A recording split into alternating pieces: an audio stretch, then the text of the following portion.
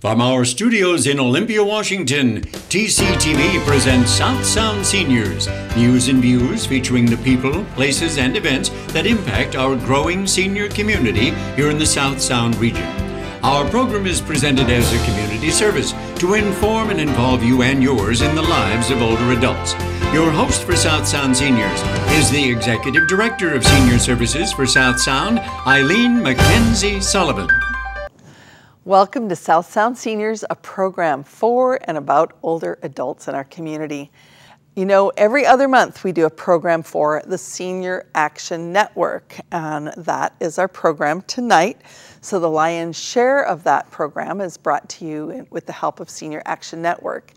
And tonight's program, we are going to be featuring the Family and Caregiver Support Program. And I'll bet for many people that's something that you're not familiar. Our local Area Agency on Aging, which is the Lewis Mason Thurston Area Agency on Aging, has this wonderful program for people who are family caregivers to try to help them keep people at home. So right now I want to introduce Meredith Eskridge, Kathy Schrader, and Lindsay Lewis. Did I say all the names right? Uh-oh. What did I say wrong? Schroeder instead of Schrader. Yeah. I am so sorry. So I'm going to say it again. Kathy Schroeder. Okay. First, who'd like to take on the role of kind of describing the Family and Caregiver Support Program? So, go ahead. The Family Caregiver Support Program is one piece of the Area Agency on Aging that seeks to support family caregivers who are taking care of their loved ones, either from long distance or in any capacity, supporting a friend, a relative, a spouse, in many capacities as a caregiver does. And this can be a very hands-on approach, bathing and dressing your loved one, or it could be smaller, maybe running them to the grocery once a week, or setting up their medications, or maybe you even live long distance across the country and you're calling to check in on them, doing telephone reassurance on a regular basis, communicating with medical providers on their behalf. So a family caregiver can be a big range of responsibilities, and it can look a lot of different ways. And so the Family Caregiver Support Program offers a number of services depending on what would serve that family caregiver in the moment, from consultation to education to planning for their loved one's care. So it's not just the person that needs care, but really the whole family that you're supporting, and just kind of wherever their needs are, whether it's long distance or whether it's right there, how's the best way to help mom get to the restroom and be comfortable and safe and what have you. It's a real wide gamut of support you're giving. Right, very much so. And our program is unique in that way that it focuses on the family caregiver. You're so used to being so focused on the needs of your patient that often your needs as the caregiver get overlooked. And we want to keep you at your best so that you can keep doing the good work that you're doing for as long as you can. Yeah. And so we focus on the burdens and the stressors and things like that that family caregivers may be dealing with. Right. What do you say are some of the biggest kind of burdens that a family caregiver has to face as you're talking to those caregivers? Are there some things that are really the kind of that straw that... One thing that I think we come across a lot is just the change in role that comes with being a caregiver. You know, you identify as being a spouse differently than you would as being a caregiver, and that's difficult sometimes for people once it really gets into more personal care type things. So you find that the routine of your day has changed completely. The social activities or hobbies that you once were able to do, you don't have time to do. You're concerned about the safety of your loved one, and whether there's going to be additional help to really provide the needs that you're seeing develop and change for the person that you care about. Yeah, I was just talking to one of our STARS adult daycare wives who cares for her husband with dementia, and she said, you know, she just cannot provide the entertainment for her husband during the day. He's very outgoing, she's not, and he just wants to more interaction. And so, you know, that's been a real hardship for her until they connected with STARS, so she can kind of send him there for that need and have some downtime herself. And that's a great program and a partner, Yeah. you know, that we work with in the community. So Right. It's just, fantastic. it is, like you said, it's a different role when you have to wear multiple hats all the time, and the hats are always changing. That's right. Yeah. So who is eligible to benefit from the Family and Caregiver Support Program? We focus our services on any unpaid caregiver, on adults who are providing care for other adults in their home. The main thing is being unpaid. Okay, so it could actually be an older person caring for a developmentally disabled Absolutely. younger person. Doesn't have to be just a senior that's the person that's getting care. Anyone over 18. Okay, that's really good. So the eligibility is really need and that they're an unpaid caregiver, not necessarily an income or that kind of thing. Correct. Right. Wow, I bet you there's a lot of, you hear misconceptions about that. People don't think, oh really, would I qualify for that? Yeah. Yeah. It's open to a broad range of caregivers in the community, so it's not income-based. Yeah. Wow. Yeah. And then how long can a family receive services? Is there like a limit? Is it like a year or anything like that? No, not at all. As long as they are an unpaid family caregiver or an unpaid caregiver, it's not always family, they can receive our services, and we do our initial assessment with them. We follow up as needed or at least at 6 months out. Then we do our assessment again annually. So there's constant follow-up and assessing, changes and needs. So And being available as time goes on, as changes may occur with their family member or their care receiver, we're there to provide ongoing support. Right. I imagine it's a bit of a kind of an incline, like family members start doing a little bit and they don't really consider themselves as caregivers, and then they're doing a little bit more. When do people finally go, oh, I need some help, or what's out there? Is there a tipping point for folks? it's, I was going to say, it's different for everyone. We like to get people earlier on. We feel like we can have more of an impact in planning for their loved ones' long-term care needs and for how they're going to get through all the planning and managing and do the self-care that they need to do during that process. So the earlier the better. There's no right or wrong time. People come to us at all stages of their caregiving journey. Okay. So do you have a sense of what are those really key issues that make people reach out for your help?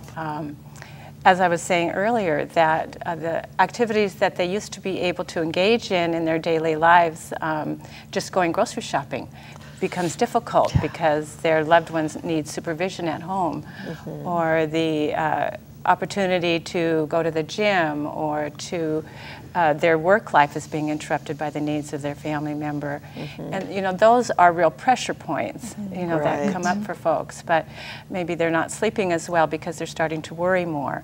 They're seeing their role change in the relationship, and wondering, well, maybe there is something out there to help me take care of my loved one, and I'm wondering what it is. And we get a phone call. I've noticed a tipping point also to be, unfortunately, if a caregiver's health has declined, they've been diagnosed with high blood pressure that can't be managed, or they've gained weight that's causing, complications with diabetes, and their doctor's advising them, you need to do something to take care of yourself, and then they reach out to us. Okay. So. Yeah.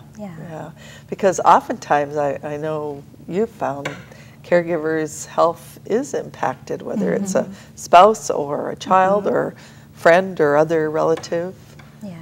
And so that it does become an issue. It's a real issue, and research, a lot of research is done around the needs of family caregivers, and indeed family caregivers are at risk of becoming ill if they neglect their own care.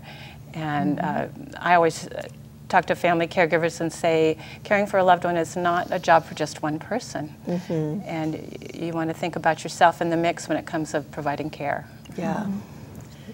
Well, I'm sure that when you finally connect with that caregiver, there's the assessment that you do, but there's also community resources that you help connect them to try to ease their burden. So can you give me an example of some of those resources that can actually help the family caregiver? Sure. So a common resource that we refer people to is the caregiver support groups in the community. We maintain a list of all the local support groups for our 3 counties, Lewis, Mason, and Thurston. And caregivers often find that helpful, especially if they don't have access to counseling or maybe aren't ready to do a full-fledged counseling session. They find the education and support from these local support groups and practical tips that they gain from others who are in their role doing similar things. So. Another community resource I think we use is just within our agency, our senior information and assistance. I know I use them a lot to help with Medicare benefits checkups. That's really beneficial to them. So yeah. And of course, you mentioned the STARS program and the Meals on Wheels that come from Senior Services are a great support for folks. And some people are interested in doing long-term care planning and doing some financial planning around long-term care, and so we help connect folks to the various services in the community that can support them with that type of planning. Wow, that's really wonderful. And now, one of the things I also know that you provide or in your office is a program called Powerful Tools for Caregivers. Would somebody like to tackle explaining what that is and how what people gain from that? Well, Powerful Tools for Caregivers is a 6-week series, a class that we are holding periodically for family caregivers in the community. And so we currently have a class that's meeting on Monday evenings from 6 to 8 p.m. And the class focuses on topics that are important to family caregivers to help them continue to thrive as a caregiver while they provide care to their loved ones. So self-care is a focus, communication, problem solving, and how to access community resources to support you throughout your caregiver journey are all topics. And each week we focus on a plan for ourselves and set goals through the week that we care and nurture for ourselves, learn relaxation techniques. So it's a broad range of interactive activities and discussion. Yeah, a lot of good information for folks. And I imagine just the rapport between the class members is a big part of that as well. Very much so. Yeah. We do see the family caregivers really bond with one another and start exchanging phone numbers and you know, make links with folks who really understand what they're doing in their daily life, and it's great. So how does somebody get connected with the Family Caregiver Support Program? Sorry. Well, we have a number of ways that we receive referrals. So community agencies often who are providing services to the family caregivers in the community will give us a call and ask if we might give their client a call. Many people hear about us at the senior center or at their community centers and learn about us through our information and assistance program, and then give us a call. Senior newspaper. And people often just self-refer. Yeah. Some people even drive by and see our logo and Area Agency on Aging. Yeah, they absolutely do. Yes, they walk in and If somebody is at home right now listening to this show and they're wondering, well, I don't know, am I a caregiver? I kind of support this person. What would you say to them? Think about this and give us a call. Or if you are doing this, give us a call. What would you say to them if they were kind of wondering, well, I don't know if I am or not? You know, it's really any person providing care for another adult. It doesn't hurt to give us a call. You know, we can talk through some of the issues with you. You may or may not decide to go through an assessment with us. It may just be giving you the right resources to get you started. But, you know, you could be giving the person a bath, or you could just be picking up their groceries. or doing their bills. There's no, you know, what am I trying to There's no limit or Right. to say at this point you are a family caregiver. Because as we're saying, friends, neighbors, members of your church may be concerned about a particular person. And so anyone who kind of identifies as providing support to another adult can give us a call, and you might want to even ask us, am I a family caregiver? Yeah, that's what I'm saying. Give them a call. I think if you're even questioning whether or not you're a caregiver, it would be a good idea to give us a call and at least chat with us a little bit about it. And what would be the number that they call? So We can call 360-664-2168, and that's our reception number, and we'll be available at that phone number. Okay, and you're there during business hours, Yes. basically Monday through Friday, 8 to 5. 8 to 5, and if somebody's not actually there, leave a message, and I bet you would call them back. Absolutely. You'll find that we're Certainly. out in the community visiting family caregivers, and that's a lot of what we do. Sure. Yeah. Yeah, I'll bet that's kind of the interesting part of the job too, of just really Absolutely. going in and meeting the people and the loved ones that they're caring for. connecting with them and hearing where they are in their caregiving journey. Yeah. It really helps us to get a better picture of where they're at and what we can help them with. Helps us to identify needs that they might not necessarily even know about when they're calling us in, but when we go out and do a home visit, we're able to observe it and have a meaningful conversation with them about it. So, And I know this is, maybe something that doesn't come up, but a lot of times people hear of Alzheimer's support groups, and people think of caregivers a lot dealing with cognitive impairments. But I understand you also help with caregivers that are doing physical assistance, whether it's Parkinson's or stroke, or not just around cognitive issues. Exactly. one of the services we provide is consultation with staff nurses. So we can send out a nurse to go out to the home and advise on lifting techniques and different physical issues like you mentioned. So, yeah. And I also understand that you have some counselors that can help if there's relationship issues or maybe a child that had a problem with the relationship with the parent, and now they find they're the caregiver of that parent.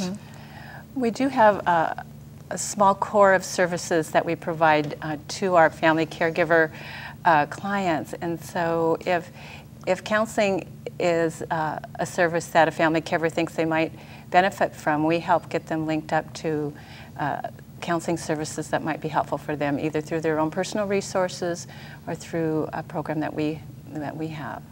Okay. And can you speak just a little bit about respite? Because I know sometimes a person is just ready to pull their hair out and say, I can't take this anymore, I have to run away for a weekend or what have you.